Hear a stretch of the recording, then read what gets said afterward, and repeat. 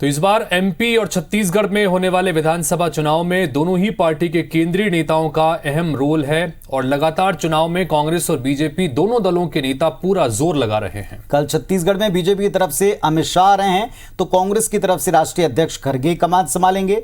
लेकिन एक ही तारीख पर दो दलों के दो दिग्गज नेताओं की मौजूदगी केवल एक सहयोग मात्र है या फिर एक सोची समझी रणनीति है, ये एक सोचने की बात है। बिल्कुल, जिस तरह से एक के बाद एक नेताओं के दौरे यहां पर तय किए जा रहे हैं और एक के बाद एक डेट भी तारीखें भी क्लैश हो रही हैं, इससे वाकई में ये सवाल खड़ा हो रहा है कि सिर्फ महज ये संयोग है या किसी तरह की रणनीति का हिस्सा है। और सिर्फ 30 सितंबर तक का नहीं, आगे अक्टूबर में भी इस तरह से एक के बाद एक डेट्स निकल के सामने आ रही हैं। बिल्कुल ठीक आप कह रहे हैं। तो क्या होगा, नेताओं का प्लान, यहां आने के बाद किन कार्यक्रमों में शिरकत करेंगे और आगे की रणनीति देखें जरा इसमें।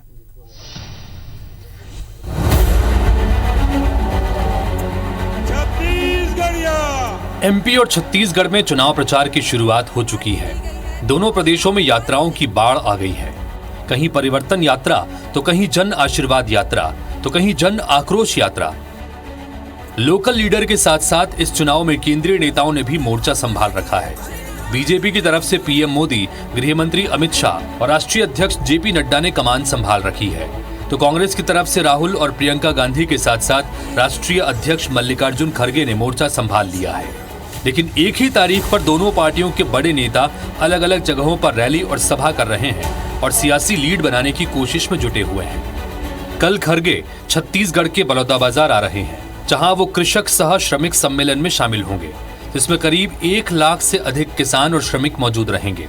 इधर खड़गे बलौदाबाजार आ रहे हैं तो दूसरी तरफ गृह मंत्री अमित शाह कल रायपुर आएंगे और बीजेपी की चुनावी रणनीति को धार देंगे और टिकट वितरण को लेकर भी चर्चा करेंगे।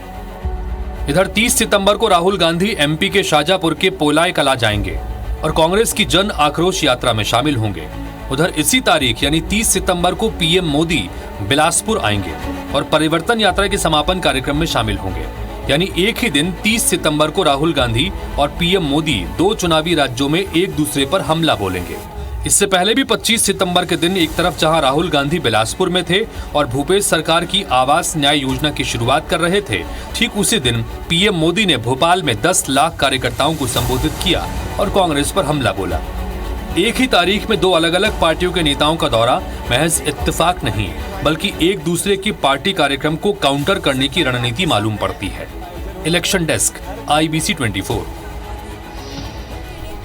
तो ये रणनीति ही है कि आप अपने बड़े नेताओं को, दिग्गजों को चुनावी मैदान में ताबड़तोड़ उतारें और अब बड़े कम दिन बचे वक्त जिस तरफ इशारा कर रहा है देश के आने वाले कुछ ही समय में शायद एक पखवाड़े के भीतर चुनाव की तारीखें भी आ जाएंगी। बिल्कुल, और पुनीत जैसा कि हम जिक्र कर रहे थे, हमने रिपोर्ट में दिखाया भी कि किस तरह से डेट्स क्लैश कर रही हैं। इस बीच एक अपडेट ये भी आ गया कि 1 अक्टूबर को अब अमित शाह पहुंच रहे हैं भोपाल और भोपाल में रहेंगे और भारतीय जनता पार्टी के दिग्गज नेताओं के साथ में वो मंथन करेंगे। तो ये सिलसिला सितंबर के साथ आगे अक्टूबर में भी जारी रहने वाला है। बिल्कुल ठीक कह रहे हैं। चलिए, वैसे आज जो हमारे दौरों के ऊपर आपने रिपोर्ट देखी, इसी के ऊपर आज का सवाल है, केंद्रीय नेताओं के दौरे से मध्य प्रदेश छत्तीसगढ़ में सियासी दलों को क्या बूस्ट मिलेगा, फायदा मिलेगा, लाभ मिलेगा? सवाल सुन लें, केंद्रीय नेताओं के दौरे से क्या मध्य प्रदेश छत्तीसगढ़ में सियासी दलों को लाभ मिलेगा? हाँ या ना में आप अपने जवाब दर्ज कराएं। जो भी आपकी राय होगी उसका प्रतिशत हम आज इसी सरकार के मंच पर बताएंगे। तमाम वोटिंग लाइंस ओपन है। सोशल मीडिया प्लेटफॉर्म पर जाएं और IBC 24 सर्च करके तुरंत आप इस सवाल का जवाब दें।